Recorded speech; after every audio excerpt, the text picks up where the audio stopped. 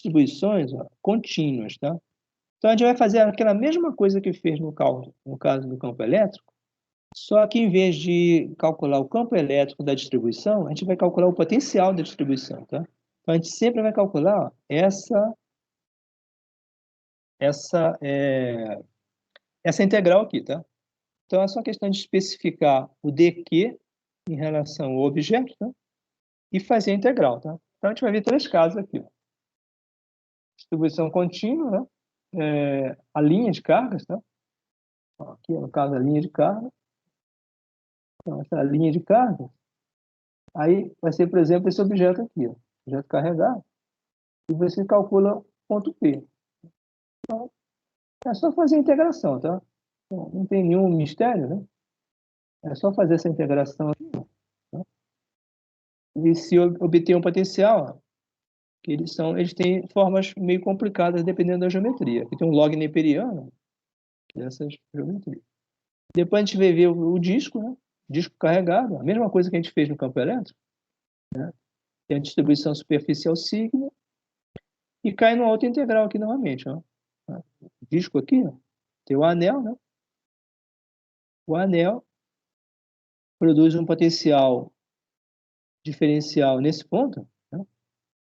dV, né? E carga dq. E aí só chega essa integral aqui, tá? A integral. Aí, tá?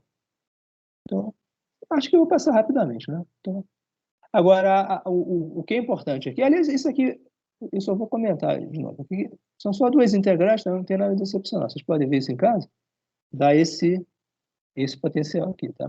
É o cálculo do campo elétrico a partir do potencial, tá? Então, vocês viram que a gente viu, né, até aqui, até as sessões anteriores, ó, era o cálculo do potencial através do campo elétrico. Então, era uma integral de linha, né? Então, é o que a gente viu até então. Potencial é a integral de linha do campo elétrico sobre uma certa trajetória que liga o ponto inicial ao ponto final.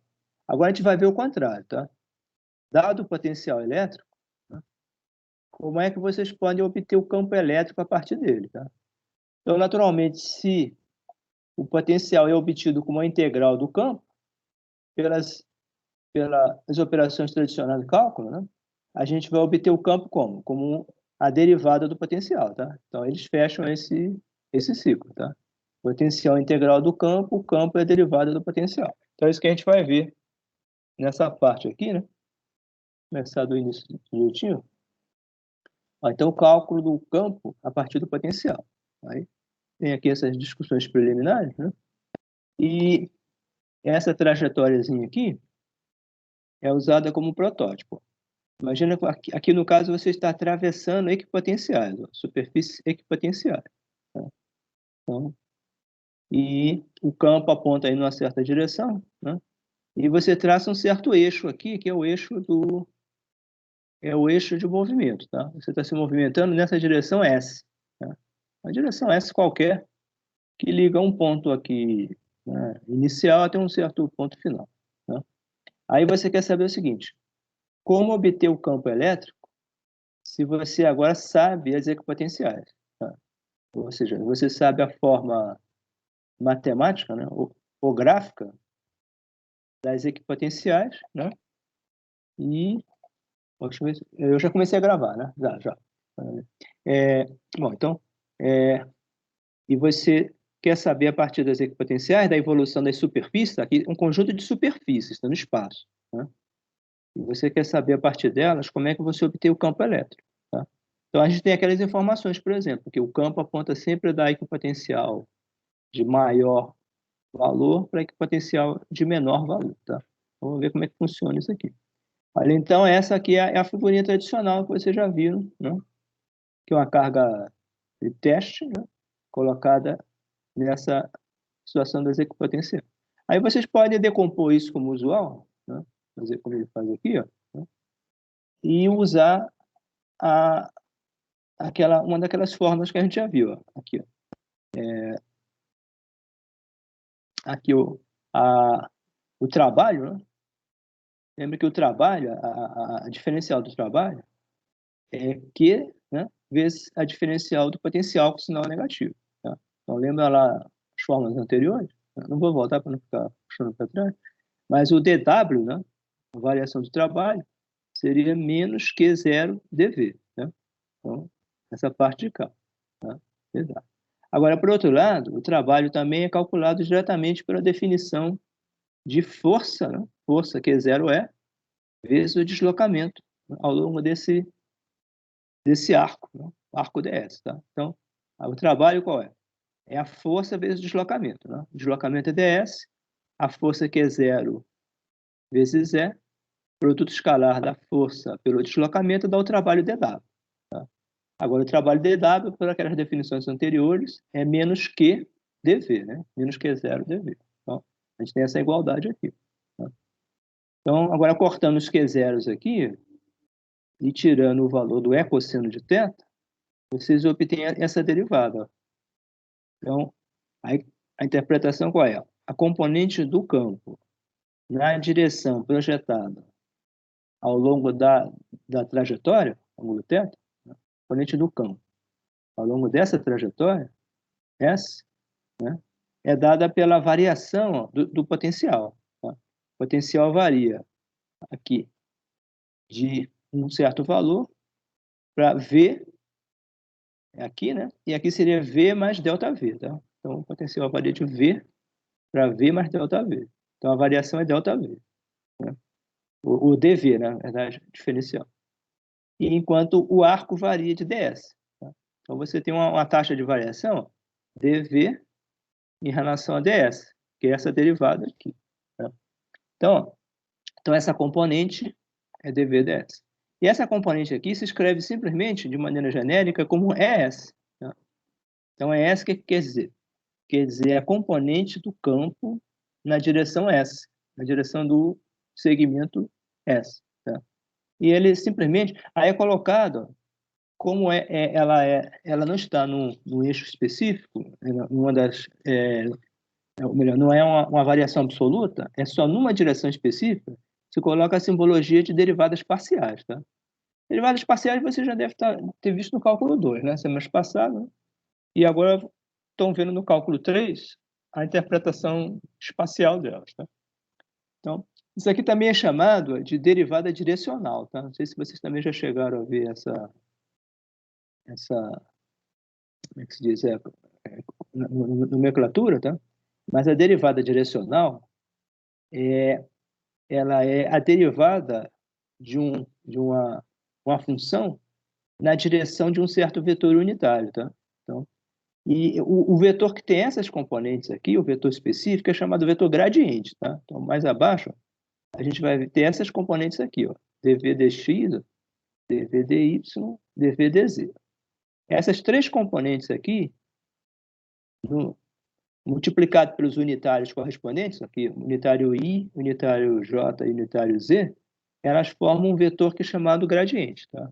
Normalmente, o símbolo dele é o símbolo especial, que é o nabla, é um delta virado ao contrário. Tá? Não sei se vocês já chegaram a ver. Então, seria esse delta aqui de cabeça para baixo. Tá? Delta de cabeça para baixo é chamado nabla, operador nabla, e ele é lido assim de forma mais verbal como gradiente. Tá? Então, aí ele tem essas três componentes aqui, ó, vezes os vetores unitários. Tá? Então, na teoria de cálculo, se diz que isso aqui é a projeção do vetor gradiente, tá? O vetor nabla, numa direção específica, que é a direção que está sendo seguido. Tá? Então, isso também se chama derivada direcional. Ele é o produto escalar do vetor nabla com um certo vetor unitário. Bom, mas aqui a gente não precisa essa terminologia toda, tá? Basta vocês saberem que dá isso seguinte, ó, uma componente S, a componente na direção da reta S, ou do caminho S, esse aqui, ó, tá? Essa componente que está aqui embaixo, ela é obtida simplesmente, ó, pegando a variação do potencial nessa direção, tá? Que seria dV, tá? Essa direção, essa variação dV, e dividido pela variação do caminho ds. Tá? Então, dá a componente, ó, que é essa que vai estar aqui ao longo do vetor de arco, tá? Paralela a esse vetor verde. Tá? Então, isso aqui é o campo nessa direção. Então, essa aqui é a fórmula básica de calcular o campo elétrico. Vocês vejam que aqui tem um sinal negativo que ele representa aquela propriedade que a gente já falou. O campo elétrico sempre vai apontar na direção de maior crescimento para menor crescimento das equipotenciais, tá? Então, se as equipotenciais estão crescendo numa certa direção, o vetor gradiente, que é o que tem as componentes x, y, z, ele aponta naquela direção de crescimento, tá? Aí o campo elétrico ele vai apontar na direção contrária, tá? Então, se vocês souberem o gradiente do potencial, vocês pegam e invertem a direção de 180 e o campo elétrico sempre vai apontar na direção contrária, tá? Então, daqui para frente vocês podem usar essa informação. Agora, em geral, você vai fazer o cálculo dessas derivadas ao longo dos eixos coordenados, x, y, z, tá?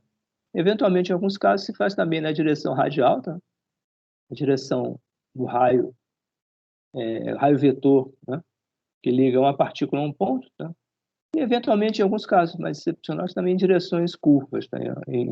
Ao longo por exemplo, ao longo de um círculo, né? Mas, em geral, você vai fazer ao longo de linhas retas, tá? Então, ó, aí você tem essa conclusão aqui, ó, né? Que o componente do campo, em direção do espaço, é negativo da taxa de variação do potencial elétrico com a distância, nessa direção. E aí, no caso dos eixos coordenados, que é o caso mais comum, essa reta S, cada reta dessa é um dos eixos, tá? Então, pode ser aqui, por exemplo, X, né? Depois pode ser o Y e pode ser o Z, tá? Então, se esse eixo for o X, automaticamente aqui daria, em vez de S, daria X, né? É X, né? dV dx. E se for o Y, dV dy, etc. Né? Então, a gente tem essa... Aqui para frente, vocês têm as três componentes, né? Então, agora, nas situações mais simples, nessa situação, por exemplo, aqui, ó, o campo elétrico é uniforme, né? Isso já foi visto um pouco atrás, né? Essa equação simplesmente dá aquela equação que vocês já viram, né? Só que a gente viu, era ΔV, na forma ΔV, era menos ES ΔX, né? o ΔS, tá? A gente viu um pouco mais atrás aqui. Deixa eu achar elas aqui. A gente já tinha passado por ela, eu já tinha até comentado isso, que vocês vão... a gente já tinha comentado também atrás. E também... A gente já tinha passado por ela aqui, só que na forma de produto, né?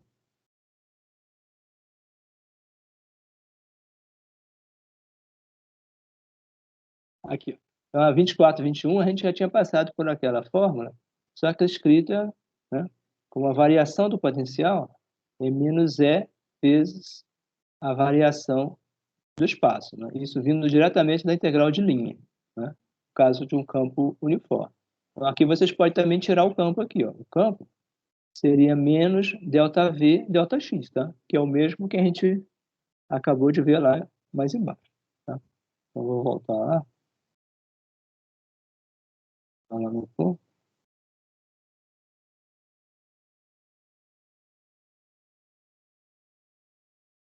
Chegamos aqui, tá? Bom, então, daqui para frente, vocês podem sempre, dado um potencial elétrico, dada a forma particular de um potencial elétrico, né? A função espacial dele, vocês podem sempre obter o campo elétrico diretamente dele, tá? Então, que eventualmente é mais fácil do que calcular a integral de linha do campo, né, para obter o potencial, tá? Então, sempre é mais fácil derivar, né, do que integrar. Bom, então, essas formas podem ser utilizadas. Então, no caso de um campo elétrico, basta simplesmente pegar uniforme, né? Basta simplesmente pegar as variações finitas, tá? Então, se o potencial varia linearmente com a coordenada, seria do tipo uma constante vezes a coordenada, ou seja, k vezes x, por exemplo, né? O campo elétrico seria simplesmente seria menos K na direção I, tá? Então, se vocês derivarem, né, se o potencial for V igual a K vezes X, a derivada dele seria simplesmente K, né? E o campo elétrico seria, nessa direção, ele seria simplesmente menos K, né? Aí, colocando o unitário correspondente, o campo elétrico seria menos K vezes I, o unitário I, tá? Então, se ele variar espacialmente. Cálculo do campo a partir do potencial, né? Então, o potencial de um disco, né? Vocês já viram lá anteriormente, na sessão anterior, o potencial foi calculado, lembra, por integração direta e foi obtido essa expressão, tá? É o potencial de um disco, né? E no eixo Z do disco. Então, a distância Z do centro, né? A distância aqui, tá? E se quer saber, então, qual é o campo elétrico associado, tá? O campo elétrico a gente já sabe, tá? A gente fez isso no capítulo 22, né? A gente calculou o campo elétrico de um disco diretamente integrando, né? E verificando as componentes. A gente verificou, por exemplo, que o campo ele está dirigido ao longo do eixo Z, né? Se o disco for positivo, ele está dirigido para fora, tá? Na reta do eixo Z, tá? Agora, vocês podem reobter esse resultado diretamente usando as equações de derivadas aqui, tá? As derivadas parciais, tá? No caso aqui específico, só tem uma coordenada, z, tá? Então, a gente só vai ter somente a variação do campo na direção z, tá?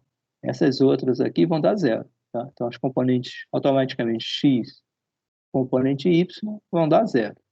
E a componente z vai ter um valor específico dado aqui pela derivada. Então, aqui o exemplo é só calcular a derivada.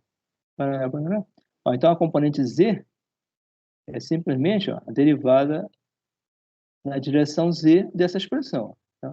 Então, derivando isso, tem um pedaço aqui, ó, tem uma dá 1, a outra dá 1 sobre raiz e 2z em cima, corta com z de baixo.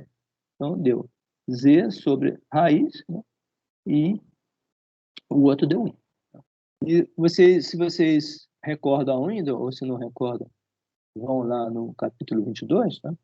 Vocês vão ver que é exatamente a expressão que a gente obteve, né, para o campo elétrico no eixo Z de um disco, tá? Então, não sei se vocês lembram ainda. E vocês devem lembrar que a gente fez, inclusive, a aproximação de que a gente pegou, se vocês pegarem uma placa, um disco com um raio muito grande, esse, esse termo de raiz, ele se torna muito pequeno, né, em relação ao termo 1, tá? Então, a aproximação que se toma normalmente é que se vocês pegarem placas muito grandes, não precisa nem ser um disco, pode ser uma placa plana, esse termo aqui, o limite disso tende a zero, tá? E aí o campo se torna constante, sigma sobre 2ε0, tá? Então, esse aqui é um exemplo, isso foi a conclusão que a gente tirou, né? Então, o campo de um disco com uma distância muito grande, ele se torna simplesmente, né, sigma. Na verdade, vai ter aqui mais um fator aqui, 1, vai ser 1 menos 1 vai dar 2. Então, o 2 daqui vai cortar com esse 2, vai ficar simplesmente sigma sobre ε0, tá? Então, vocês devem recordar isso, tá? Desse campo do disco, a gente obteve o campo de uma superfície plana infinita, tá? Que é sigma sobre ε0, tá? Mas você veja que aqui a gente recupera, né, esse resultado da forma inversa, tá? Melhor, conhecendo o potencial, se obter o campo, tá? Em vez de como a gente estava fazendo, dado o campo, obter o potencial, tá? Então, agora, o item seguinte, ó, então esse aqui vai ter vários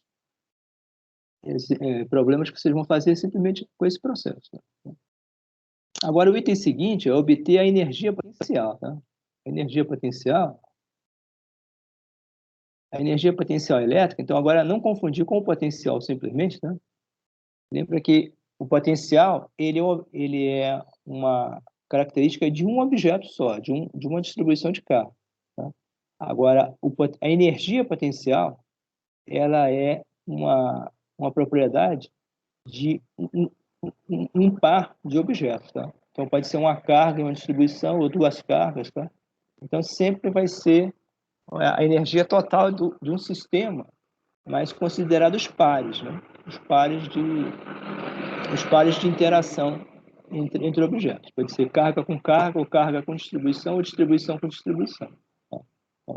Então, cuidado é para não confundir, então, tá? Energia potencial elétrica com potencial elétrico. O potencial é esse que a gente está vendo aqui. Tá? Agora, a energia potencial elétrica vai ser a letra U. E elas são conectadas pela carga. O U é igual a Q vezes V, tá? Lembra que a gente viu isso lá no início da definição, tá? Então, tomar cuidado com essa... Olha, então, o U, né, essa aqui do início, a energia para um sistema de partículas, aí se tem essas... Ah, então, a conexão entre as duas é essa aqui, ó. A variação da energia, que é medida em joules, né? É igual aqui, ó. A variação do potencial, que é medida em volts, vezes a carga em cubo. Tá? Então, ela tem essa conexão. Desse lado direito, potencial elétrico, do lado esquerdo, energia potencial elétrica. A conexão entre elas é a carga envolvida. Tá? Então, sempre vai ter, ó, além das cargas que geram o potencial, vai ter a carga do objeto que está sofrendo esse potencial. De modo que ele vai ter, ó, em relação a esse sistema de cargas, ele vai ter uma energia potencial. Tá? Então, ó, o potencial é sempre obtido a partir de um objeto. O potencial, um objeto. Tá? Agora, já a energia potencial, o que acontece?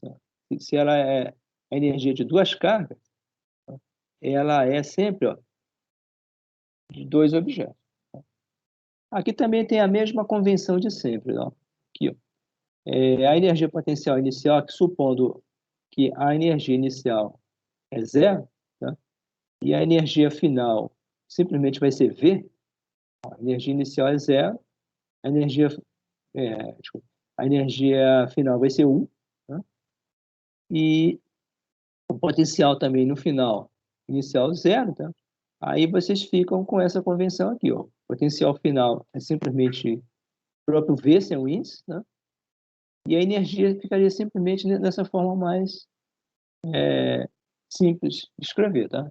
A energia de um sistema de duas partículas que estão a uma distância R entre elas é simplesmente, ó, Q1, Q2 sobre R, tá? Mais a constante. Tá? Então, lembrando sempre que tem essas convenções, tá? Essas convenções, em alguns sistemas particulares, elas são variadas, tá? Eventualmente, você pode fazer o contrário. Pode fazer, ó, esse UI ser o próprio U e o F ser zero, tá? Aí teria um sinal aqui, tá? Então, mas, em geral, a convenção é essa, tá? Que a energia inicial é lá no infinito, ela é zero, e a energia final é a própria energia, tá? Então, não preciso usar esses índices todos, tá? Que atrapalham muito, tá? Índice final inicial. Então, para um sistema de cargas, duas cargas interagindo uma com a outra, Q1 e Q2, a energia é simplesmente isso, tá? Q1, Q2 sobre R. Tá? Então, agora, a energia, ela pode ser positiva ou negativa, tá? Ela é a mesma convenção da Leite cúbico, né? Leite cúbico, você lembra que se esse produto for positivo, a força era positiva, tá? Então, aqui é a mesma coisa. Se o produto for positivo, a energia é positiva. Se o produto for negativo, a energia é negativa. Tá? Então, tem essas conclusões que eles destacam aqui. Tá? Agora, aqui é muito importante. Ó, a energia potencial total, tá, é a soma das energias potenciais. Tá? E essa soma é muito fácil porque é algébrica, não tem vetor nenhum. Então, basta vocês somarem todas as energias dessa forma de cada par. Tá? Se tiver 3 partículas, aí você tem que distribuir. Ó. Q1, Q2, Q1, Q3, Q2, Q3. Tá? Então, teria 3 possibilidades. Se tiverem muitas partículas, tem que somar todas. Se for uma distribuição, tem que integrar. Tá? Então, em todas essas propriedades.